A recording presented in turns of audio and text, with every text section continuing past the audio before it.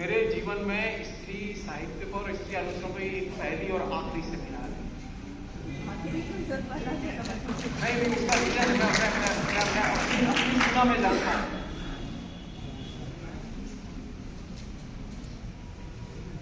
तो ये कि एक दो बातें मैं अपने एक्सपीरियंस ही कहूँगा पहले, फिर जो यहाँ बहुत सारे प्रश्न आए मैं दिन भर सुन रहा था, मुझे बहुत अच्छा लगा और बहुत प्रोवोकेटिव भी था और वो शिक्षाप्रद भी था। और ये जितने भी लोग बोली हैं वो बहुत ही सीखने वाली बातें इनमें हैं। 92-93 की बात है। मैं लेक्चरर था, तो मैंने ये तय किया कि मैं स्त्री साहित्य पे काम करूंगा, लेकिन मैं जानता नहीं था। तो मेरे लिए तो जैसे आप लोगों के लिए होता है कि कोई समस्या होती तो अपने शिक्षक के पास दौड़ के जाते हो, तो मैंने अपने पहले जो शिक्षक थे उनसे मैंने संपर्क किया, डॉक्टर नंबर से, कि सर मुझे बात करनी है आपसे।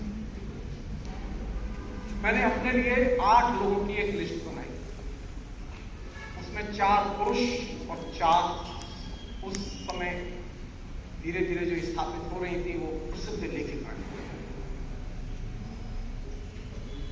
और ये जानने के लिए मैंने इंटरव्यू किया कि वे स्त्री साहित्य के बारे में क्या जानते हैं, स्त्रियों के नाम जानते हैं कि नहीं जानते हैं, स्त्रियां कैसे दिखती हैं, मैं नहीं जानता था।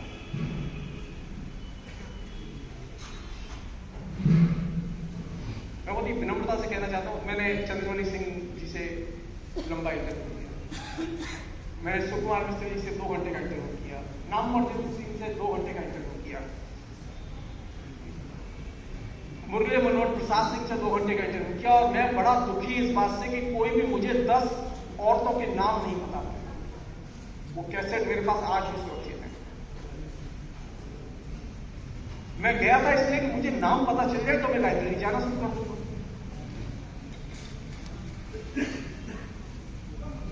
शॉकिंग था मेरे लिए, और उसने मेरे लिए ये चुनौती दी कि मैं इस पर काम करूं। मैंने मैत्री गुप्ता का लंबा इंटरव्यू किया,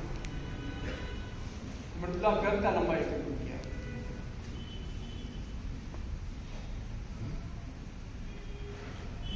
और 2 लोगों का इंटरव्यू किया। मैं बोल नहीं रहा हूं, मेरे पास कैसेट है आज भी सुरक्षित। और वो मेरे लिए शॉकिंग स्टेज थी मेरे लिए कि मैं छात्र आंदोलन से निकल के आया था और मैं स्त्री आंदोलन का प्रशंसक रहा हूं और समर्थक रहा हूं।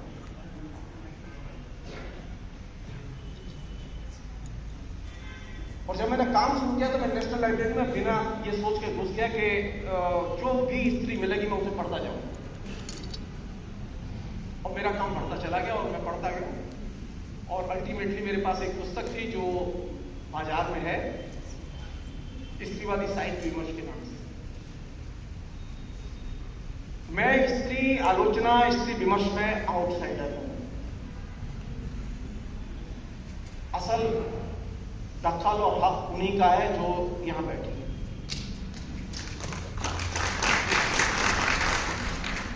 मैं इनसे अच्छा जानता हूं, लेकिन मैं इनकी जैसी अनुभूति मेरे पास नहीं है।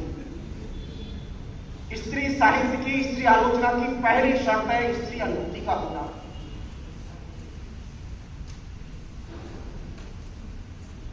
पर लिख सकते हैं आप, दावे के साथ लिख सकते हैं आप, लेकिन स्त्री अनुभूति को आप महसूस नहीं कर सकते।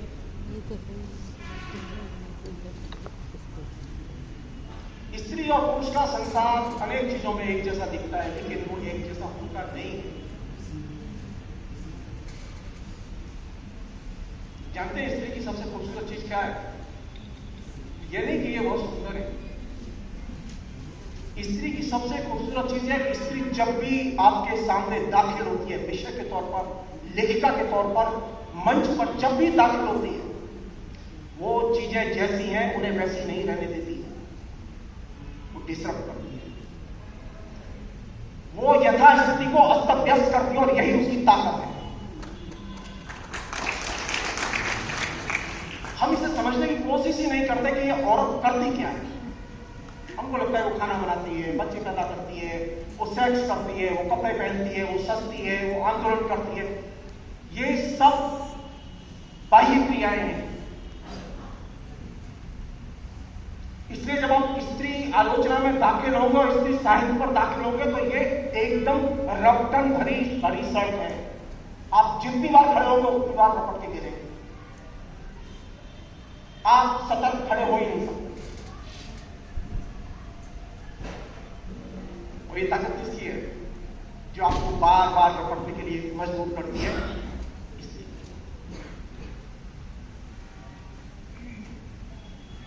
मैं उन तमाम लोगों से विनम्रता से असहमत हूं जो ये कहते हैं कि ये औरत अज्ञानी है।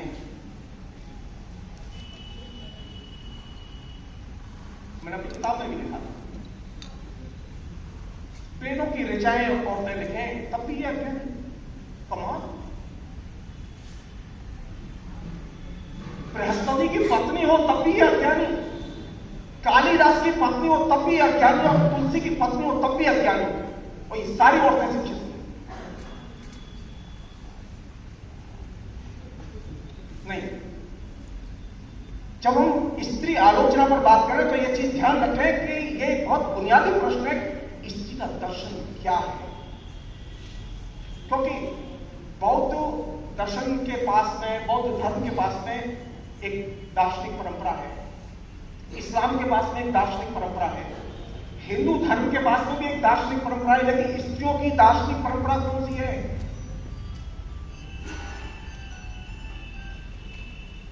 एकमात्र शक्ति संप्रदाय में दार्शनिक परंपरा है स्त्रियों की, और वो हिंदुस्तान में। मैं बचपन से पढ़ के बड़ा हुआ हूं। लुइस इरिगरी और हेलेनिस्टिक साउथ ने तो अब जाना है कि फ्रेंच में कि एकमात्र सारे दुनिया के धर्म और दर्शनों में एकमात्र शक्ति संप्रदाय में दार्शनिक परंपरा है। हम तो बचपन से पढ़ के बड़े हुए। मैं तो गर्व से कहता हूं, फेसबुक पर लिखता हूं कि मैं तो शक्ति का उपासक हूं। वही कोई शर्त नहीं है।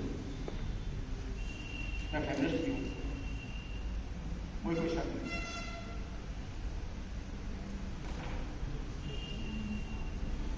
मैंने पिछले दिनों नवरात्रि में मथुरा में था, तो मैंने जानबूझ के एक पुस्तक है त्रिपुरा रहस्य के नाम से, मैंने उसमें 4 एपिसोड किए, ये बताने के लिए कि हमारे यहां किस तरह की दार्शनिक थिंकिंग है औरत के बारे में।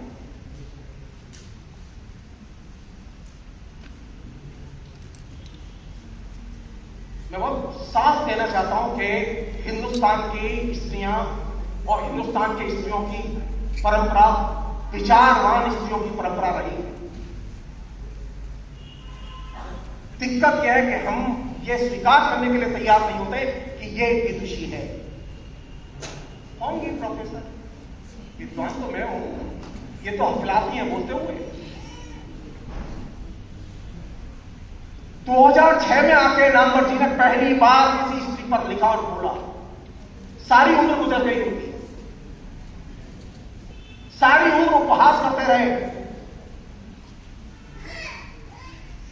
और यह नामवर सिंह की बात नहीं है, रामचंद्र शुक्ल जिन्होंने हिंदी साहित्य का इतिहास लिखा, उन्होंने वह महिला उसके यहां वो सुबह शाम लंच डिनर ब्रेकफास्ट सब करते थे। उसका कहानी संकलन उन्होंने संपादित करके प्रकाशित किया। और जब हिंदी साहित्य का इतिहास लिखने की बात आई तो उसके लिए 2 पंक्तियां नहीं थी उसमें। मेरे लिए चिंता की चीज है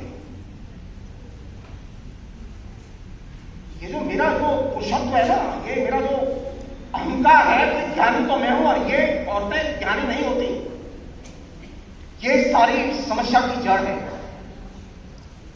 हमें से अधिकतर लोग जानने के लिए और मानने के लिए तैयार नहीं होते। आप मेरे कहने से कभी मेरे साथ किसी भी मंदिर पर चलिए, हिंदुस्तान के किसी भी शहर के किसी भी मंदिर पर चलिए, और मैं जैसे कहूं आप वैसे चुपचाप सिर्फ औरत की सुनिए। आपको बिलखती हुई औरतें मिलेंगी। वे औरतें मिलेंगी जिनके पास में कभी शिक्षा नहीं पहुंची है, लेकिन वो लॉजिक की बातें करती हैं। मैं ऐसी हजारों स्त्रियों को देख के बड़ा हुआ क्योंकि मेरे मंदिर हैं, मैं मंदिर में बैठता हूं, मैंने कभी इसे छुपाया नहीं। मैं जेल में पढ़ता था, जब छात्र राजनीति करता था तब भी मैं इसे नहीं छिपाता था, क्योंकि वह मेरे लिए स्त्रियों के साथ में इंटरेक्शन की बहुत बड़ी जगह है। मैं उसे खोना नहीं चाहता। भगवान को मानूं या न मानूं ये सेकेंडरी है। कम से कम जो साक्षात मनुष्य आता है उसे तो जानने की कोशिश करूं कि इसके मन में क्या है।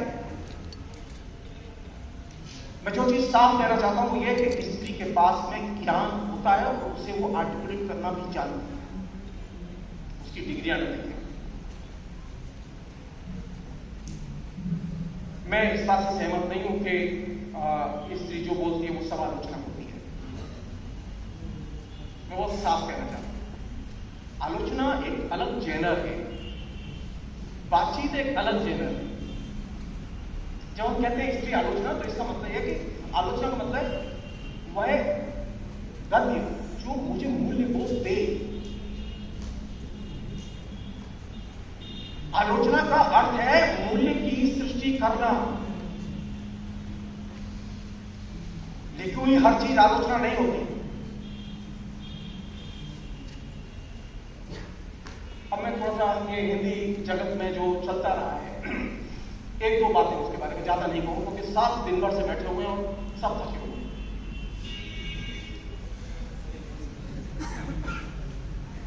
उद्घाटन सत्र में अध्यक्षा महोदय ने एक बड़ी मार्मिक की बात कही थी, उन्होंने मेरी बात छीन ली है।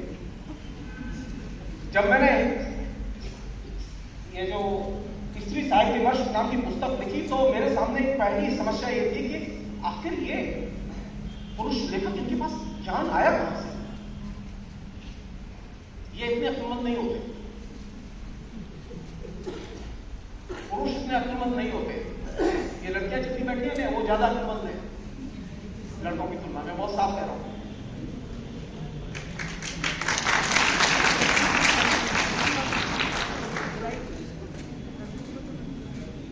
मेरी बात पर विश्वास ना हो तो आप एक छोटी सी बात से मैं समझाना चाहता हूं, ताकत बताना चाहता हूं। लड़की, अगर कोई लड़की किसी लड़के से कह दे कि आई लव यू, जानते हो उस लड़के को 6 महीने तक नींद नहीं आएगी। और अगर कोई ये कह दे कि आई हेट यू, जानते डीप डिप्रेशन में चला जाएगा, वो महीनों लगेगा उसे निकलने। ये है ताकत। कहां मिलेगी ये स्त्री? मुझे कहां मिलेगी? स्त्री शरीर में नहीं होती, स्त्री अनुभूति में होती है। दिक्कत यह हुई है कि हमने उसे हाड़ मांस का पुतला बना दिया, जो श्रृंगार साहित्य और श्रृंगार रस, जो 18 वर्ष की परंपरा रची गई, लिखी गई, जो हमारी नसों में बैठी हुई, उसने एक आर्टिफिशियल कृत्रिम स्त्री हमारे जहन में उतारी और एक आर्टिफिशियल इमेज उसकी उतारी। असली स्त्री तो हमने देखी ही नहीं। असली स्त्री जब देख लेंगे ना तो आप किताब की ओर भूल जाएंगे। स्त्री आलोचना की और स्त्रीवाद की केंद्रीय विशेषता है कि वह स्त्री के यथार्थ पर नजर करती है। फेमिनिज्म का मतलब ये नहीं है कि जो पहले अगर इतना ही सरल था समाज तो फेमिनिज्म पहले आ जाता, भारत मध्यकाल में नहीं आया। क्यों? क्योंकि यथार्थ में जो स्त्री है उसे देखने में मीरा भी असमर्थ रही। बाकी भक्ति के कभी भी असमर्थ है। और जिन औरतों से ये भक्ति आंदोलन शुरू हुआ, कबीर से शुरू नहीं हुआ। उमा और पार्वती दो पहली बड़ी लेखिकाएं थी जिन्होंने भक्ति आंदोलन की नींव रखी। उनकी कविताओं की चर्चा संयोग से, ये मैं नहीं करता, कोई और कर सकता, मुझे मौका मिल गया तो मैंने लिख दिया। और ये भारतेंदु हरिश्चंद्र आधुनिक नाटक की, आधुनिक काल की, आधुनिक साहित्य की शुरुआत हम पढ़ा रहे हैं, हम पढ़ाते रहे। क्या सचमुच में भारतीय से नाटकों की परंपरा की शुरुआत हुई? जी नहीं।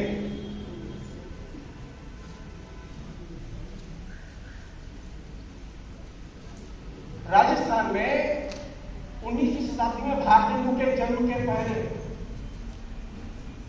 राजस्थान की रानियां नाटक लिखती थी, जिसे हम लोग स्त्री रंगमंच के नाम से जानते हैं। उसमें अभिनय स्त्री करती थी, स्क्रिप्ट स्त्री लिखती थी, सारे काम स्त्री करती थी, ऑडियंस भी स्त्री होती थी। सिर्फ एक पुरुष के नाम पर राजा ऑडियंस होता था। और ये एक कंप्लीट रंगमंच था जो कि राजस्थान में प्रचलन में था। इसकी स्क्रिप्ट अभी भी होंगी कहीं किसी राजा की अलमारी में।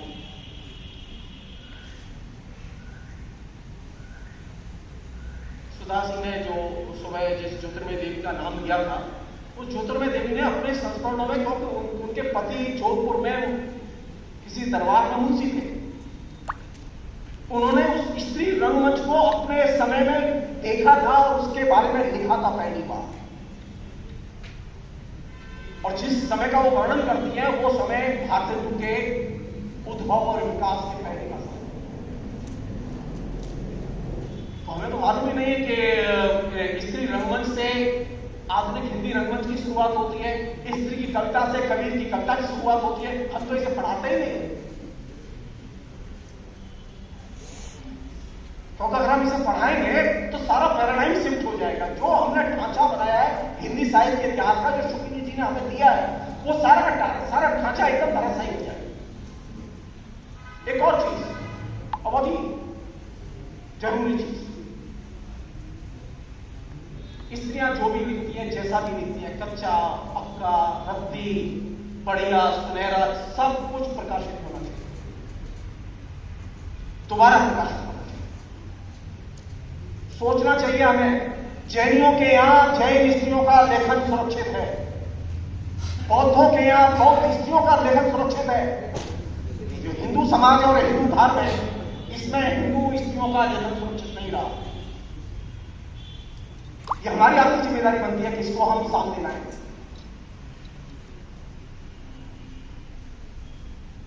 कहां गई वो औरतें, कहां गया उनका लेखन? मैं जब ये अपना काम कर रहा था तो मुझे देख के आश्चर्य हुआ कि जिस राजस्थान में आज भी साक्षरता स्त्रियों में नहीं है, उस राजस्थान में मध्यकाल में तकरीबन 150 से अधिक औरतें कविताएं लिख रही थी। आप सोच सकते हैं, आप सिर्फ एक मीरा को जानते हैं और अधिक से अधिक 2-4 रानियों को जानते हैं। ये बात मैं क्यों रिपीट करके कह रहा हूं कि स्त्रियों को जानबूझ के हमने उनकी मैन्युस्क्रिप्ट को, उनकी स्क्रिप्ट को हमने जानबूझ को के नष्ट होने दिया, उसे बचाया नहीं।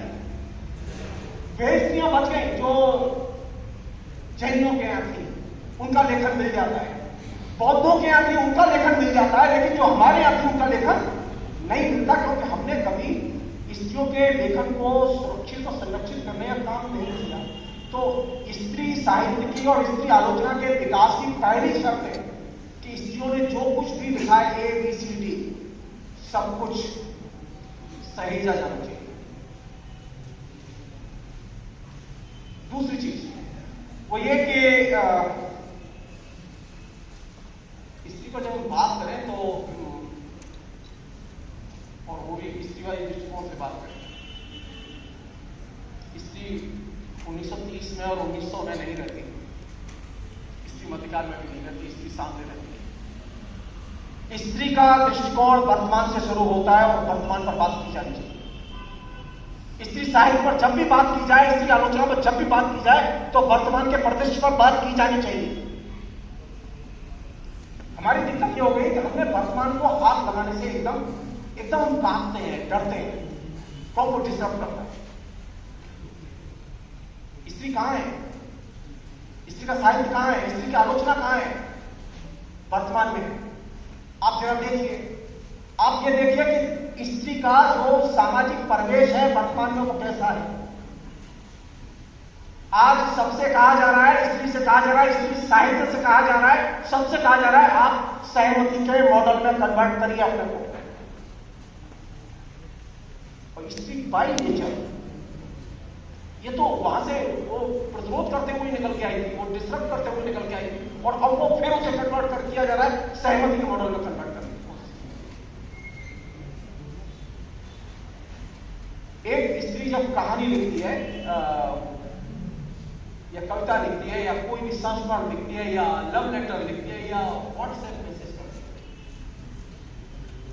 तो जिसके पास मैसेज जाता है वो फिर मैं कह रहा हूं, रिपीट कर रहा हूं, वो जैसा है वैसा नहीं रहता।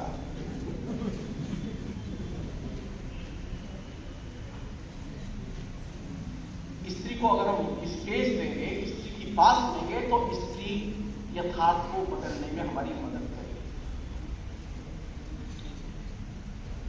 अभी अपनी समस्या जो हम एकेडमिक्स के लोग हैं,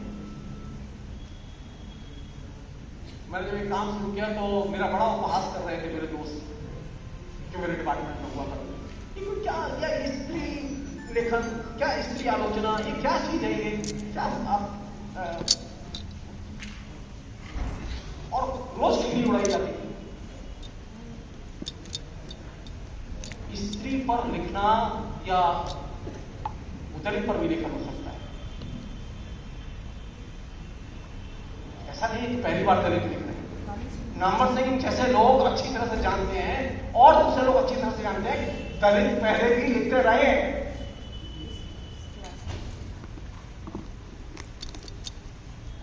दिक्कत दूसरी है, दिक्कत यह कि नहीं, जो आलोचना है जेनर, इसमें मैं इसको दाखिल नहीं होने दूंगा।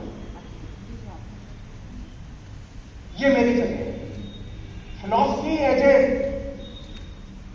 सब्जेक्ट, इसमें मैं इनको दाखिल नहीं होने दूंगा, ये मेरी जगह है।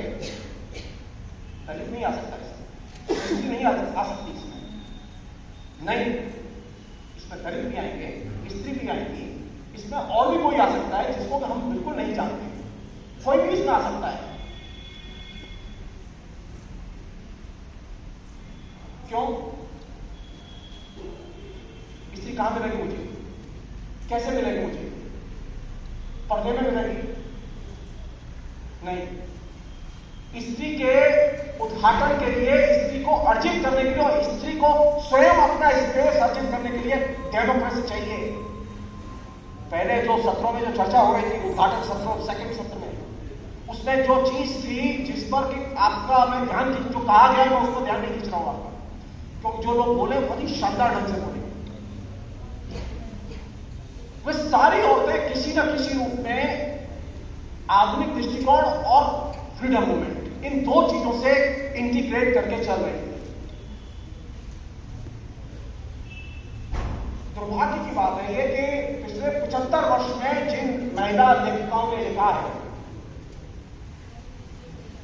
उनमें से अधिकतर लेखिकाएं अपने को स्त्री आंदोलन से रिलेट करके नहीं लिखती और डेमोक्रेटिक मूवमेंट से रिलेट करके नहीं लिखती, और यही वजह है कि उनके साहित्य का इंपैक्ट मिनिमम है। मैं आप उनके इंटरव्यू उठाइए, उनके निबंध उठाइए, अब सब प्रिंटेड अवेलेबल है। हर प्रतिष्ठित बड़ी लेखक महादेव वर्मा की श्रृंखला की कहानियां क्यों महत्वपूर्ण है? इसलिए नहीं कि वो किसी स्त्री ने निबंध लिख दिए, उसके साथ में 47 के पहले का जो विषमतापूर्ण समाज है स्त्री और पुरुष के बीच का, उस विषमता का जो कॉन्सेप्ट है उसका उद्घाटन है।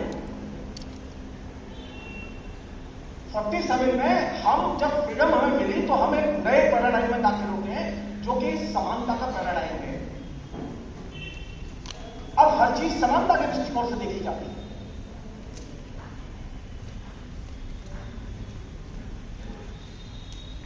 एक अन्य चीज जो कि स्त्रियों को पढ़ते समय जो वो लिख रही है, ये जो सुबह जो बोल रही थी, इनकी क्या चीज अच्छी थी? तरीके वो तो ठीक है, सही कॉन्सेप्ट में सोचना,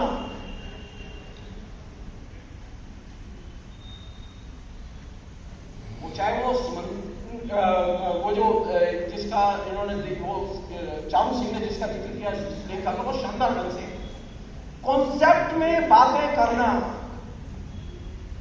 हमने तो अभी ये डेवलप ही नहीं किया है, हमारे पास में तो ये क्षमता ही विकसित नहीं हुई कि हम अवधारणाओं में सोचो और अवधारणाओं में बोले। हिंदी की एकमात्र लेखा है वह कृष्णा सोबती,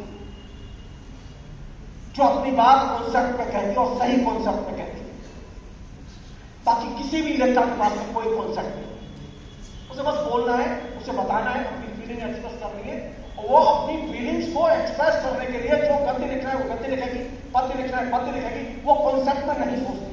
एकमात्र सुसंगत ढंग से अवधारणाओं में सोचने वाली एकमात्र बड़ी लेखिका है। और आखिरी चीज और महत्वपूर्ण चीज, लेखकों का जिक्र ये कर चुके हैं फ्रीडम मूवमेंट के संदर्भ में, और देखा है तो आप भी हम भी ये सब है लेखक। तो सवाल ये फर्क क्या है?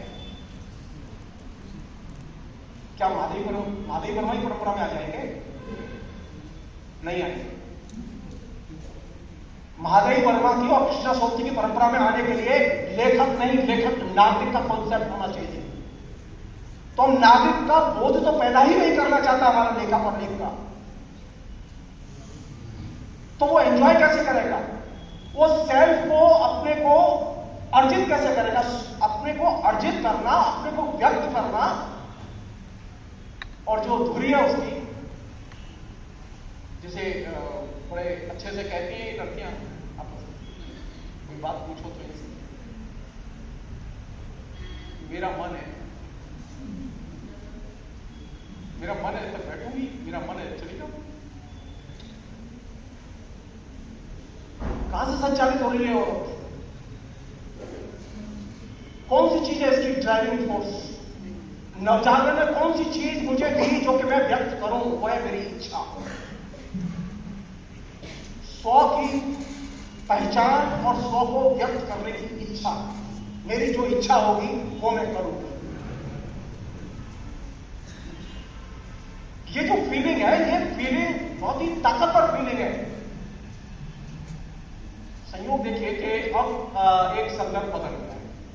ये जितनी भी बातें हुई वो बातें थी प्रिंट टेक्नोलॉजी के संदर्भ में, और अब नया संदर्भ क्या है? ये कंप्यूटर का और इंटरनेट का संदर्भ।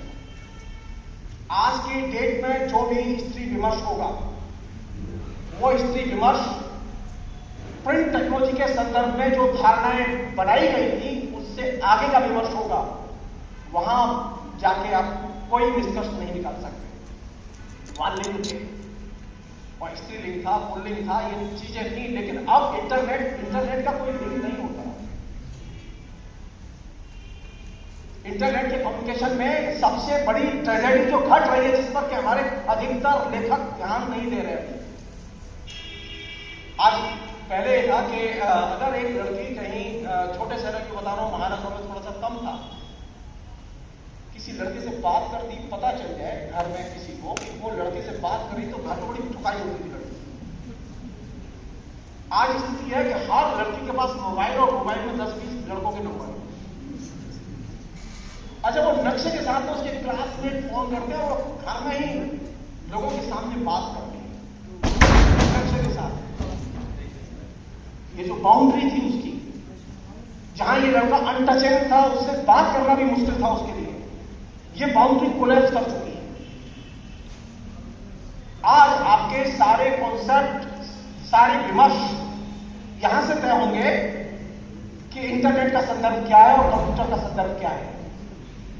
प्रिंट टेक्नोलॉजी से तय नहीं होंगे, और इसने आपकी सोशल साइंस की, ह्यूमैनिटीज की, लिटरेचर की सभी धारणाओं को प्रभावित किया है और रूपांतरित किया है। तो मुझे क्या चाहिए?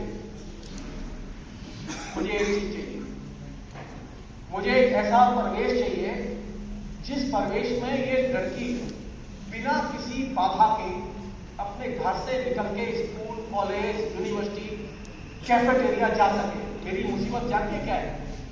मैं इलाहाबाद पहली बार आया, मुझे इलाहाबाद की नहीं मालूम। जहां मैं गया हूं मैंने देखा है 75 वर्ष हो गए डेमोक्रेसी को डेवलप हुए। अभी महानगरों में स्त्रियों के लिए स्वतंत्र कैफेटेरिया नहीं बना पाई, या लड़कियां जाएं और ढाके मार के हंसे और जो इच्छा हो बोले और करें। स्वतंत्र स्पेस नहीं है लड़कियों के लिए अभी भी। ये दिक्कत है, अभी हमें बहुत चलना है।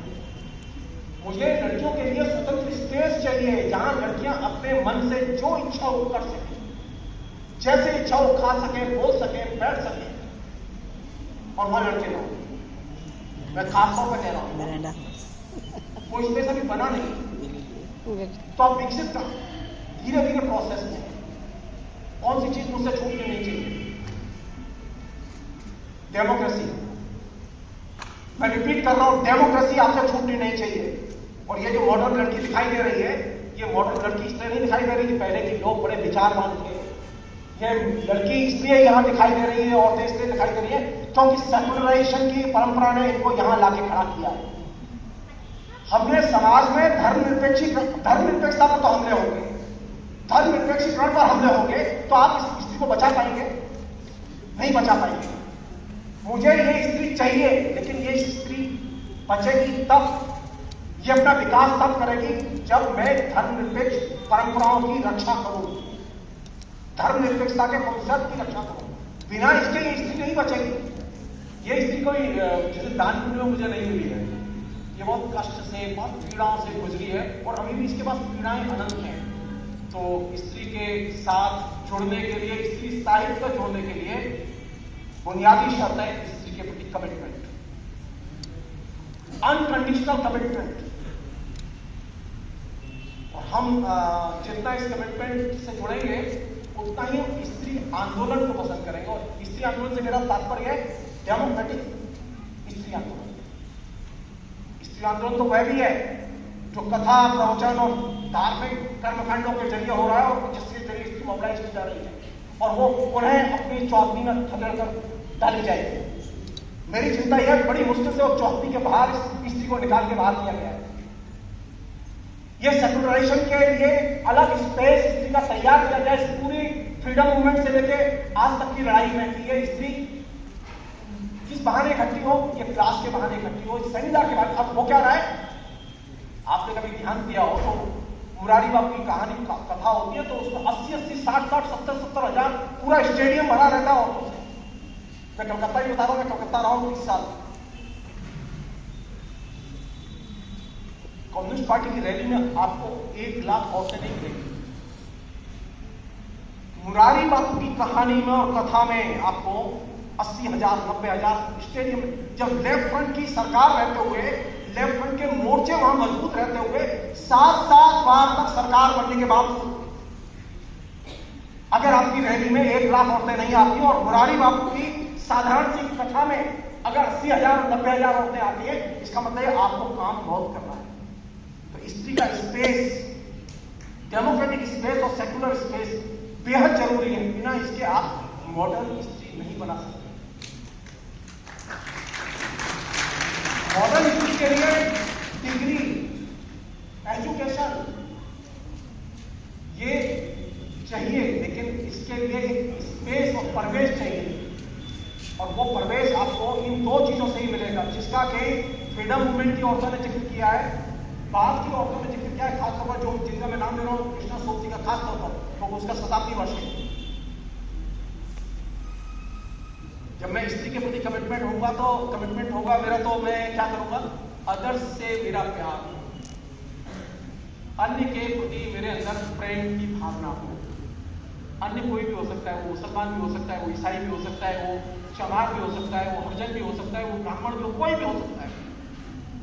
अदर्स के प्रति प्रेम बुनियादी शर्त है उसकी। और अब कहा यह जा रहा है तुम सिर्फ अपने से प्यार करो।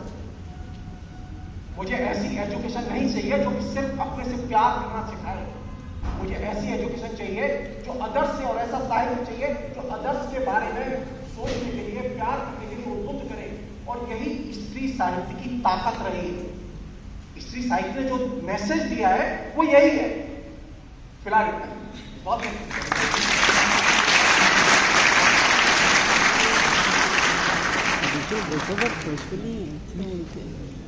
धन्यवाद सर। सुबह से शोधार्थी और विद्यार्थियों ने 3 सत्र हमारे सुने हैं। पहला उद्घाटन सत्र, पहला और दूसरा सत्र। किसी के मन में कोई प्रश्न हो